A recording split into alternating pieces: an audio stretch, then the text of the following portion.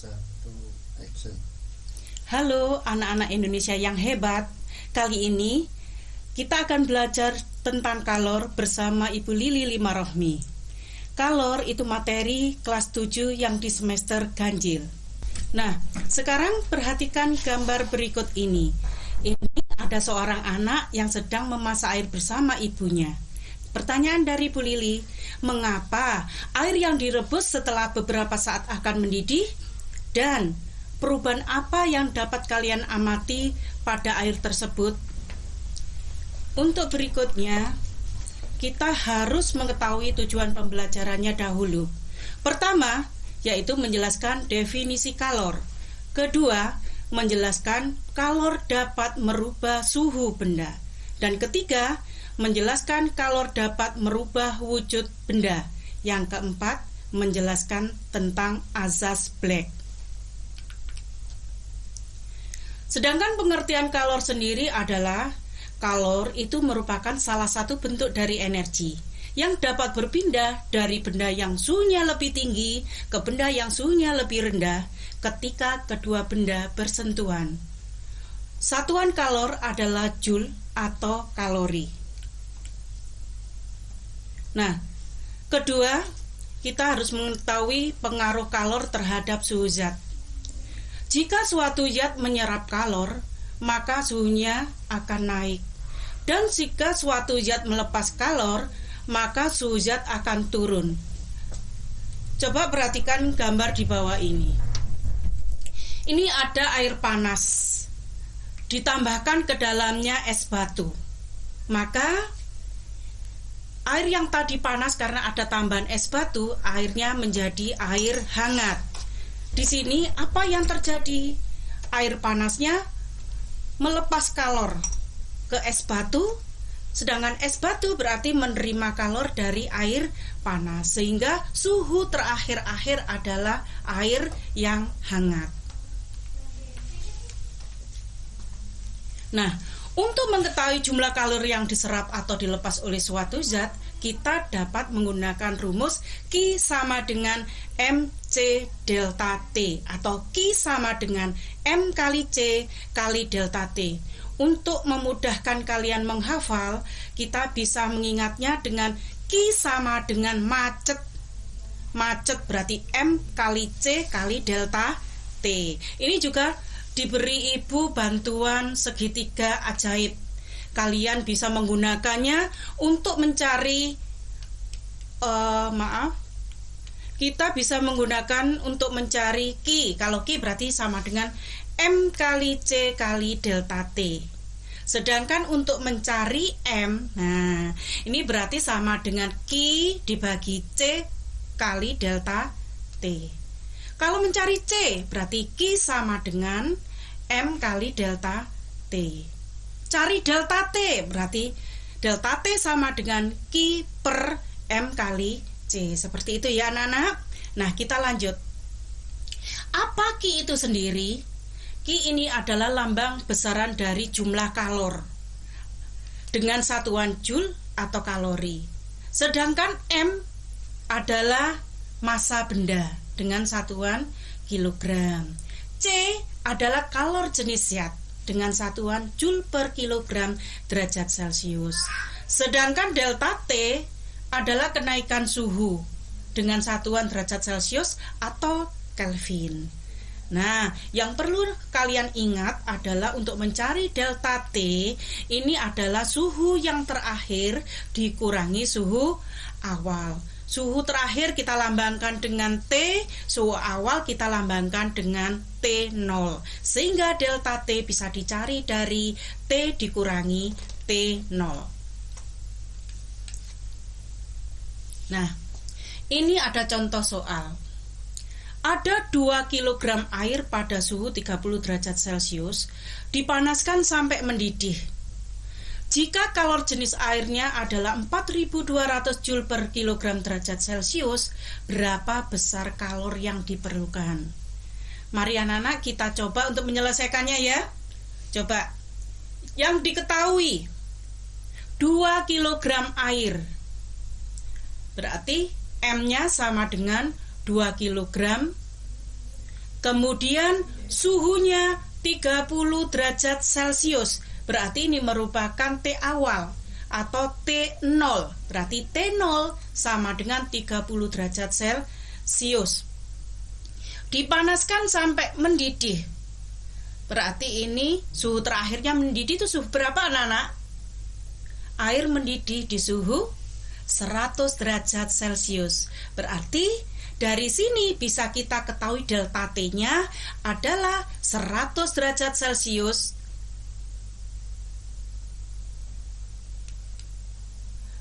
100 derajat Celcius dikurangi 30 derajat Celcius.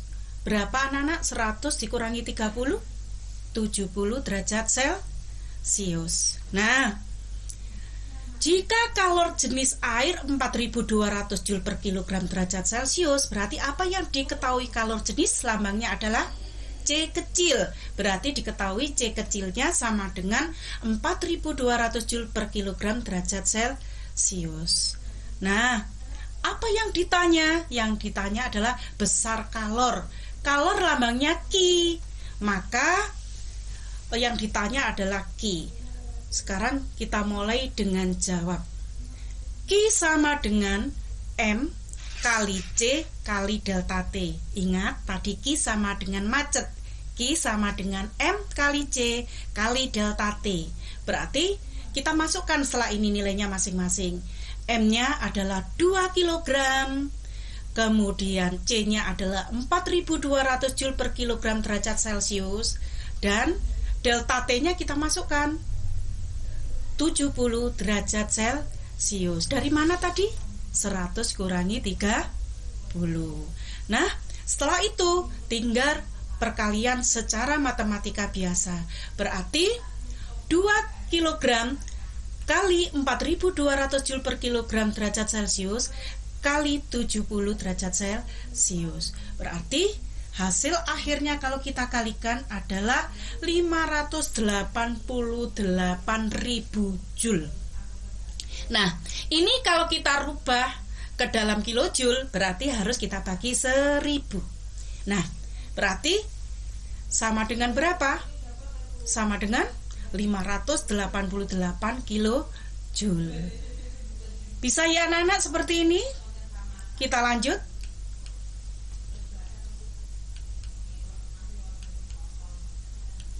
Ini dari yang kita bahas tadi.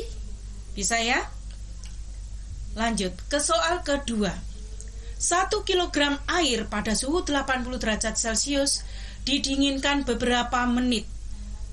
Kemudian suhunya menjadi 50 derajat Celcius. Jika kalor jenis air adalah 4200 Joule per kilogram derajat Celcius, pertanyaannya berapa kalor yang dilepaskan? Coba perhatikan anak-anak. Massa 1 kg air, berarti M sama dengan 1 kg. Kemudian kalor jenisnya sebesar 4200 Joule per kilogram derajat Celcius. Kalor jenis lambangnya C. Kalor jenis lambangnya adalah C, berarti C-nya nilainya adalah 4200 Joule per kilogram derajat Celcius. Kemudian untuk suhu awal, 1 kg air pada suhu 80 derajat Celcius. Inilah suhu awalnya ya. Suhu awalnya adalah 80 derajat Celcius. Berarti T0 sama dengan 80 derajat Celcius. Kemudian didinginkan menjadi 50 derajat Celcius. Berarti ini T akhir. Ya, T akhir kita lambangkan T, di sini T-nya adalah 50 derajat Celcius. Berarti delta T-nya berarti suhu akhir dikurangi suhu awal. T dikurangi T0. Berarti delta T-nya adalah 50 derajat Celcius dikurangi 80 derajat Celcius sama dengan negatif 30 derajat Celcius. Coba anak-anak perhatikan apa yang ditanya ini. Berapa kalor yang dilepaskan? Nah, berarti ini ditanya Ki. Kalor kan lambangnya Ki ya. Kita lanjut jawab. Jangan lupa rumusnya Ki sama dengan macet. Q sama dengan M kali C kali delta T. Sekarang kita masukkan nilainya satu persatu. Berapa masanya? 1 kg. Berapa C kecilnya atau kalor jenisnya? Adalah 4200 Joule per kilogram derajat Celcius. Berapa delta T-nya tadi? Dari 50 dikurangi 80 tadi? Negatif 30 derajat Celcius. Maka delta T-nya kita masukkan. Negatif 30 derajat Celcius. Nah, kalau kita hitung 1 kali 4200 kali negatif 30, ketemu 126.000 Joule.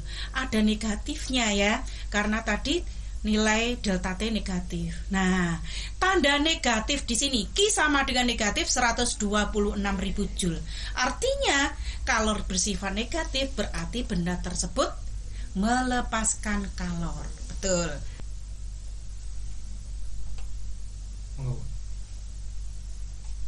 Contoh soal kedua. 1 kg air pada suhu 80 derajat Celcius didinginkan beberapa menit, suhunya menjadi 50 derajat Celcius. Jika kalor jenis air adalah 4200 Joule per kilogram derajat Celcius, berapa kalor yang dilepaskan? Nah, di sini anak-anak kita bahas apa saja yang diketahui. Pertama, 1 kg air berarti massa atau M-nya adalah 1 kg.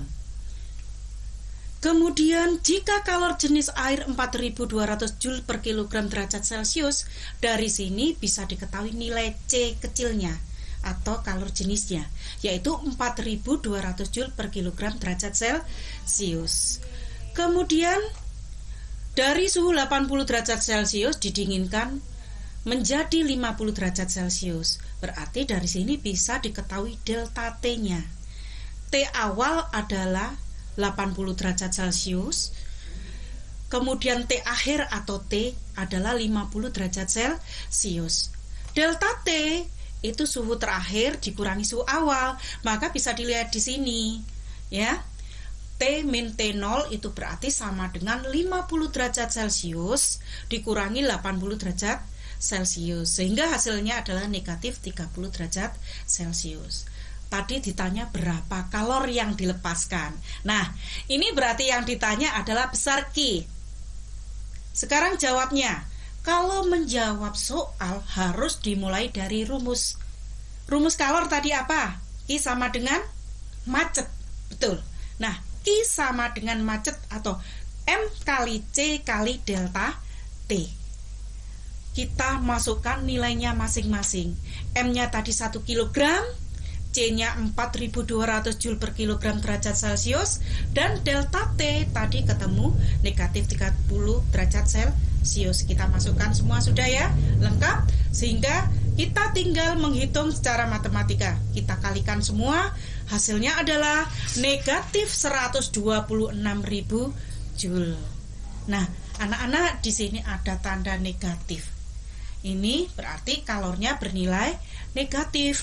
Kalau kalor bernilai negatif, berarti bendanya melepas kalor, melepas. Nah, bagaimana kalau kebalikannya seperti soal yang nomor 1 tadi? Kalornya bernilai positif kan tadi? Nah, kalau nilainya bernilai positif, berarti bendanya menyerap kalor. Menyerap, mengambil kalor ya. Kita lanjut. Nah, yang ketiga, mari kita belajar tentang pengaruh kalor terhadap perubahan wujud zat. Nah, kalian pasti sudah kenal tentang ada 3 jenis zat, yaitu zat padat, cair, dan gas. Ada beberapa perubahan yang bisa kita amati di sini. Ada zat padat, kalau berubah jadi cair kita sebut mencair atau melebur. Kemudian kalau zat cair berubah jadi gas, namanya menguap. Kalau gas berubah jadi padat, ini namanya mengkristal. Kita lanjut, kita balik. Kalau padat berubah jadi gas, kita balik ya. Itu namanya menyublim. Sedangkan perubahan zat dari gas menjadi cair kita sebut dengan mengembun. Betul. Kemudian kalau zat cair berubah jadi zat padat, itu yang disebut dengan membeku. Nah, anak-anak, ini ada beberapa perubahan wujud zat yang melepaskan kalor. Apa saja ini yang melepaskan kalor? Coba. Ada air berubah jadi es batu. Itu yang kita sebut dengan membeku. Kemudian yang bawah nih, di daun itu ada titik-titik airnya, itu mengembun, ya. Kalau mengembun, proses perubahannya dari apa menjadi apa? Dari gas menjadi cair. Nah, selanjutnya ini gambar apa ya? Ini kapur barus. Kalian di rumah punya, biasanya dimasukkan ke lemari baju untuk pengharum pakaian, ya.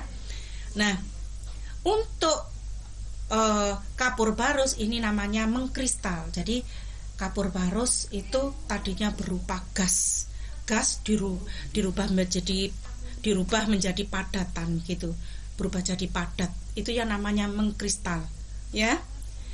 Ini kita lanjut. Nah, perubahan wujud zat yang apa saja yang memerlukan kalor sekarang? Nah, untuk gambar yang paling kiri, ini gambar apa ya? Ini sepertinya di pegunungan, ada belerangnya, kemudian jadi uap. Dari padat menjadi gas. Berarti proses perubahannya namanya menyublim ini. Kemudian, ya, jadi untuk menyublim berarti memerlukan kalor, ya. Selanjutnya, gambar yang tengah ini air yang sedang dimasak sampai mendidih atau menguap. Nah, berarti terjadi proses perubahan wujud dari cair menjadi uap. Nah, untuk menjadi uap ini berarti memerlukan kalor. Lanjut. Untuk gambar yang paling kanan, ini adalah es batu yang sudah mulai bagian demi bagian mencair. Nah, perubahan wujudnya mencair atau bisa juga disebut melebur. Nah, untuk mencair atau melebur juga memerlukan kalor. Betul. Kita lanjut. Nah, sekarang ada istilah baru. Nah, kalor laten atau juga disebut kalor tersembunyi. Apa kalor laten atau kalor tersembunyi tersebut? Kalor laten adalah kalor yang dilepas ataupun yang diserap pada saat perubahan wujud zat. Satuannya apa ya kalau kalor laten? Kalau satuan dari kalor jenis Joule per kilogram derajat Celcius. Kalau satuan dari kalor laten adalah Joule per kilogram. Kemudian untuk kalor laten itu terdiri dari dua. Kalor laten ini ada yang kalor lebur, dilambangkan dengan L. Kemudian ada kalor beku, ya. L rumusnya L sama dengan Q per M. Atau kalau mencari kalor berarti Q-nya dulu ya. Q sama dengan M kali L. Nah, di samping ini ada lagi-lagi segitiga ajaib untuk membantu kalian dalam merubah atau mencari sesuatu dari rumus itu. Misalkan kalau tadi nyari L dan Q sudah, kalau cari M bagaimana? Berarti gunakan saja segitiga ajaib ini. Berarti M sama dengan Q per L. Mudah ya anak-anak ya. Kita lanjut.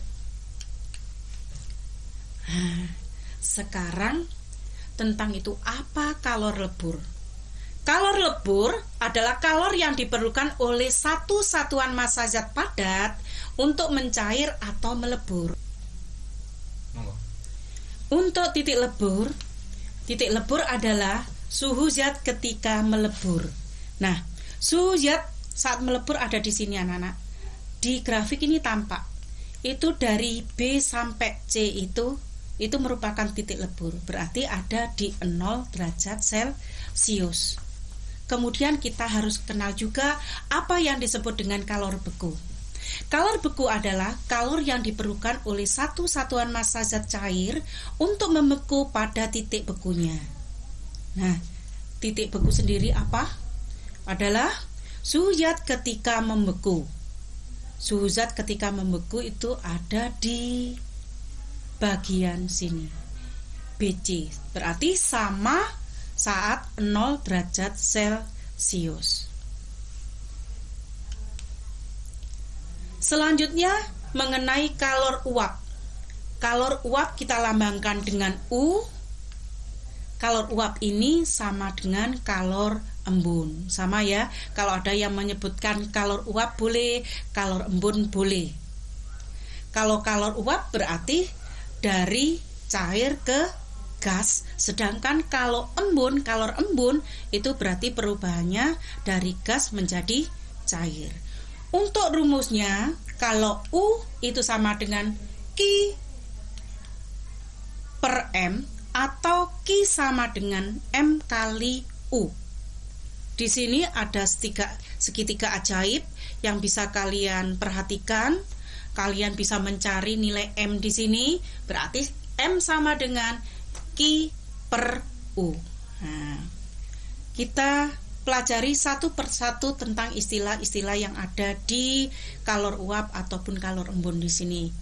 Untuk kalor uap itu adalah kalor yang diperlukan oleh satu satuan massa zat cair untuk menguap pada titik didihnya. Sedangkan titik didih adalah suhu zat ketika mendidih. Mendidih itu kalau dilihat dari diagram sampingnya ini, yaitu D ke E. Ini namanya terjadi perubahan wujud mendidih ya. Nah, sekarang berapa titik didihnya kalau kita lihat dari grafik di samping, ini adalah 100 derajat Celcius. Kemudian untuk kalor embun adalah kalor yang diperlukan oleh satu satuan massa gas untuk mengembun pada titik embunnya. Di mana terjadi mengembun? Ini dari D ke E ya. Hanya saja kalau menguap itu berarti dari cair ke gas, kalau mengembun dari gas menjadi cair. Jadi kebalikannya ya. Kemudian kita lanjut untuk titik embunnya. Titik embun adalah suhu zat ketika mengembun. Berapa suhunya? Saat 100 derajat Celcius. Nah, ini ada grafik lagi tentang perubahan wujud zat cair. Nah, anak-anak, ini saya satukan grafiknya tadi. Selanjutnya, mari kita perhatikan grafik perubahan wujud air berikut ini. Nah, perhatikan. Untuk A ke B ini masih berwujud S. Kemudian dari B ke C, S-nya sudah mulai bagian demi bagian akan berubah menjadi air. Nah, di sini saat BC tidak ada kenaikan suhu. Semuanya kalor yang diberikan digunakan untuk merubah wujud es menjadi air. Selanjutnya, untuk C ke D ini terjadi kenaikan suhu. Nah, ini wujudnya sudah berwujud air keseluruhan. Selanjutnya, dari D ke E wujud air dan wujud uap. Maksudnya sudah bagian demi bagian air sudah mulai berubah jadi uap.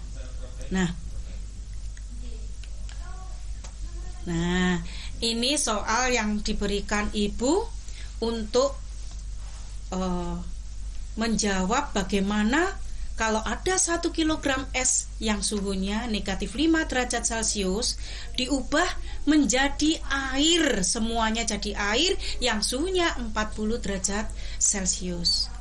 Di sini diketahui kalor jenis esnya adalah 2100 Joule per kilogram derajat Celcius dan besar kalor jenis adalah 4200 Joule per kilogram derajat Celcius. Pertanyaannya, berapa besar kalor yang diperlukan? Nah, untuk lebih mudahnya kalian menggunakan bantuan ini, bantuan grafik siklus air, supaya kalian nanti bisa lebih mudah untuk menghitung besar kalor dalam sistem. Tadi negatif 5 derajat Celcius berarti wujudnya masih es, ada di bawah sini. Negatif 5 derajat Celcius. Kemudian harus diberi kalor sampai 0 derajat Celcius, tapi wujudnya masih es. Nah, kemudian kalornya kan masih terus diberikan ini ya, maka digunakan untuk merubah wujud. Nah, yang Q2 ini merubah wujud. Nah, Q2 ini berubah wujud.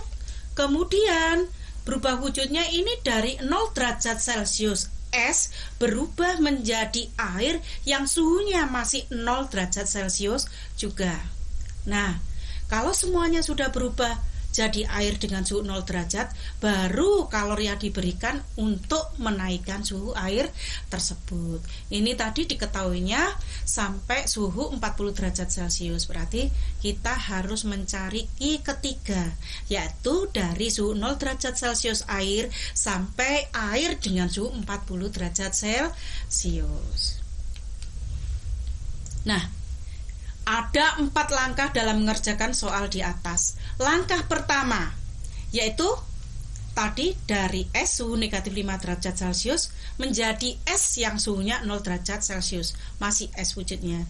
Berarti kita gunakan Q sama dengan MC delta T. Selalu ingat kalau ada kenaikan suhu selalu menggunakan M kali C kali delta T. Kita masukkan nilainya masing-masing. M-nya tadi adalah 1 kg. C-nya adalah C dari es, kalor jenis es, 2100 Joule per kilogram derajat Celcius. Dan kemudian delta T-nya, jangan lupa delta T itu suhu terakhir dikurangi suhu awal. Makanya di sini dituliskan suhu akhirnya 0, kemudian dikurangi suhu awalnya negatif 5. Berarti 0 dikurangi negatif 5 derajat Celcius. Berapa 0 dikurangi negatif 5 derajat Celcius? 5 derajat Celcius. Berarti kalau kita kalikan 1 kali 2100 kali 5 hasilnya 10.500 Joule. Nah, langkah kedua. Langkah kedua, coba perhatikan di sini. Untuk mengubah wujud es pada titik leburnya yaitu 0 derajat Celcius menjadi air yang suhunya tetap sama yaitu 0 derajat Celcius, kita berarti di sini mencari yang Q kedua. Karena tadi melebur, berarti rumusnya pakai Q sama dengan M kali L. Q sama dengan M kali L. M-nya adalah 1 kg, L-nya adalah kalor lebur, besarnya adalah 336.000 Joule per kilogram. Kalau kalian diketahuinya tidak ada, jangan bingung ya. Ini kalian bisa mencari info dari buku boleh. Berapa kalor lebur es? Nah, nilainya ini 336.000 Joule per kilogram. Berarti nilai Q yang kedua adalah 336.000 Joule. Lanjut, langkah ketiga yaitu menaikkan suhu air dari 0 derajat Celcius menjadi air yang suhunya 40 derajat Celcius. Q3 yang kita cari ya, sama dengan M kali C kali delta T. M-nya adalah 1, C-nya adalah 4.200 Joule per kilogram derajat Celcius, dan suhunya, perubahan suhunya delta T, berarti kalau 0 ke 40 berarti yang terakhir adalah 40. Delta T-nya berarti terakhir kurangi awal, 40 dikurangi 0, hasilnya adalah 40 derajat Celcius. Berarti kita hitung Q3-nya hasilnya adalah 168.000 Joule. Nah, langkah keempat adalah langkah terakhir. Kita harus menjumlahkan keseluruhan kalor tadi dari langkah 1, 2, dan 3. Berarti Q total sama dengan Q1 ditambah Q2 ditambah Q3.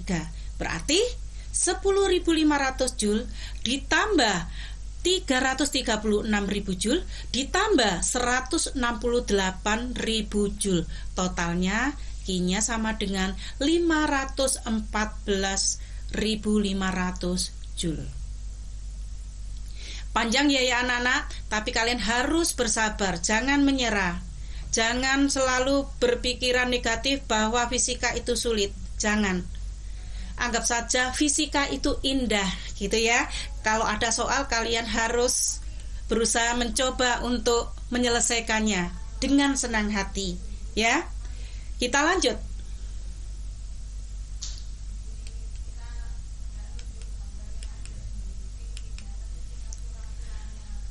Yang keempat, kita belajar tentang azas Black, ya. Azas Black itu apa ya? Black-nya hitam, tapi di sini adalah azas Black. Bagaimana bunyi dari azas Black? Kalor yang diterima oleh suatu zat itu sama dengan kalor yang dilepas oleh suatu zat. Nah, perumusannya ini dari bunyi azas Black itu sendiri. Kalor yang diterima, kalor lambangnya Q. Diterima berarti Q terima. Kalor yang dilepas, kalor Q, dilepas, lepas, gitu aja ya. Jadi bisa kita rumuskan Q lepas sama dengan Q terima. Nah, apa yang melepas kalor? Pastinya benda yang suhunya lebih tinggi. Yang suhu lebih tinggi melepas kalornya. Sedangkan benda yang suhunya lebih rendah, dia menerima kalor.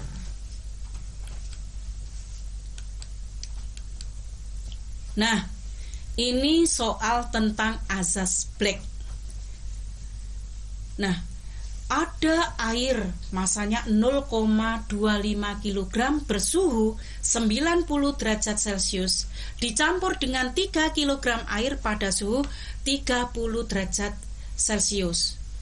Jika kalor jenis 4.200 Joule per kilogram derajat Celcius, berapa suhu akhir campuran bila tidak ada sistem yang mempengaruhinya?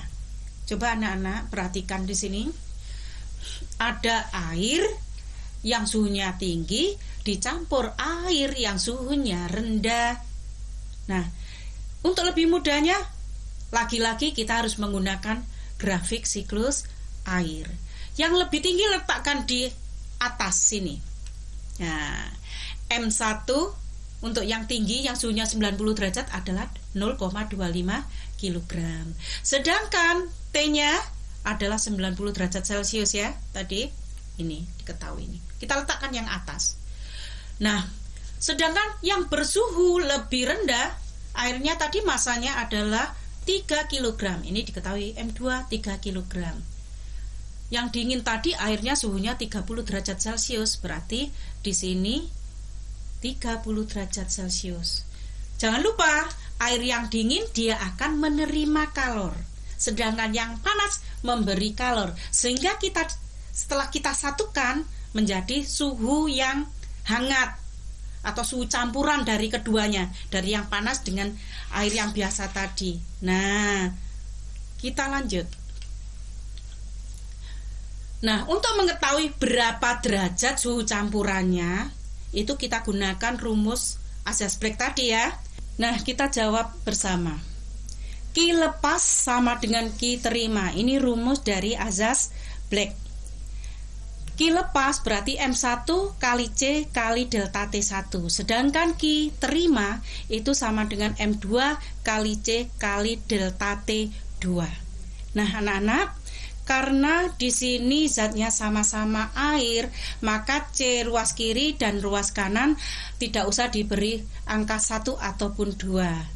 Ya, karena sama-sama air. Maka di ruas kiri maupun di ruas kanan, kalau kita bagi C, maka C-nya bisa dihilangkan. Tinggal M1 kali delta T1 sama dengan M2 kali delta T2. Kemudian kita masukkan nilainya masing-masing. M1 adalah 0,25 kg. Sedangkan delta T1 itu dari suhu yang panas 90 derajat Celcius dikurangi suhu campurannya. Ini saya lambangkan dengan TX. Sama dengan 3 kg kali TX dikurangi 30 derajat Celcius. TX-nya ini hangat dikurangi suhu yang paling bawah. Selanjutnya, karena ruas kiri itu ada 0,25, supaya mudah untuk menghitungnya, maka ruas kiri maupun ruas kanan kita kalikan dengan 4. Sehingga 0,25 kali 4 sama dengan 1 ya. Sehingga ruas kiri 1 kali 90 derajat Celcius dikurangi TX. Sedangkan di ruas kanan ini 3 kg kalau kita kalikan 4 hasilnya adalah 12 kali TX min 30 derajat Celcius. Kemudian selanjutnya 1 kali 90 derajat Celcius hasilnya 90 derajat Celcius. 1 kali min TX sama dengan min TX. Sama dengan ruas kanan 12 kali TX 12 TX. Kemudian 12 dikalikan negatif 30 sama dengan negatif 360. Nah, kita lanjut. Yang mengandung X atau TX kita kumpulkan jadi 1 ya. Berarti ruas kiri ada min TX, kita oper ke ruas kanan menjadi plus TX. Sedangkan di ruas kiri ada negatif 360 derajat Celcius, kita oper ke ruas kiri menjadi 360 derajat Celcius. Berarti kalau sama-sama derajat Celciusnya bisa dijumlahkan, sehingga 90 ditambah 360 derajat Celcius sama dengan 450 derajat Celcius. Ruas kanan 12 TX ditambah TX berarti sama dengan 13 TX. Sehingga kalau kita hitung berapa TX-nya, berarti sama dengan 450 derajat dibagi 13. Hasilnya adalah 34,61 derajat Celcius. Nah, inilah suhu campuran air panas tadi yang 90 derajat digabung atau dicampur dengan air yang suhunya 30 derajat Celcius. Ketemunya 34,61 derajat Celcius. Jadi suhunya hangat gitu ya.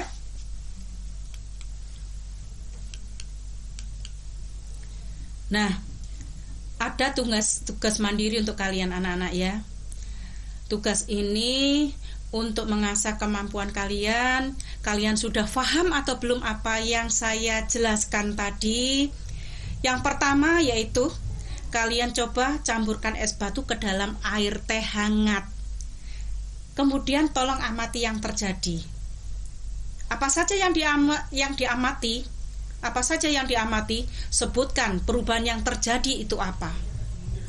Apa saja perubahan yang terjadi saat itu? Kalian tulis apapun yang kalian amati. Kemudian yang B, apa yang menerima kalor dan apa yang melepas kalor. Itu ya. Nanti kalau sudah tercampur bisa diberikan ke orang tertua di rumah kalian. Bisa ibu, bisa ayah, kakak, boleh, semuanya boleh. Kemudian untuk soal yang kedua, ada 1 kg es pada suhu negatif 10 derajat Celcius diubah menjadi air pada suhu 60 derajat Celcius. Maaf, ini bukan 600 tapi 60 derajat Celcius. Jika kalor jenis es 2100 Joule per kilogram derajat Celcius dan besar kalor jenis adalah 4200 Joule per kilogram derajat Celcius, berapa besar kalor yang diperlukan? Ya, 2 pertanyaan ini untuk mengasah sampai di mana kalian memahami apa yang sudah dijelaskan oleh Bu Lili ya. Nah, semoga pembelajaran yang sudah saya sampaikan ini bermanfaat untuk kalian. Tetap semangat, jaga selalu kesehatan, dan jangan lupa patuhi protokol COVID-19. Terima kasih.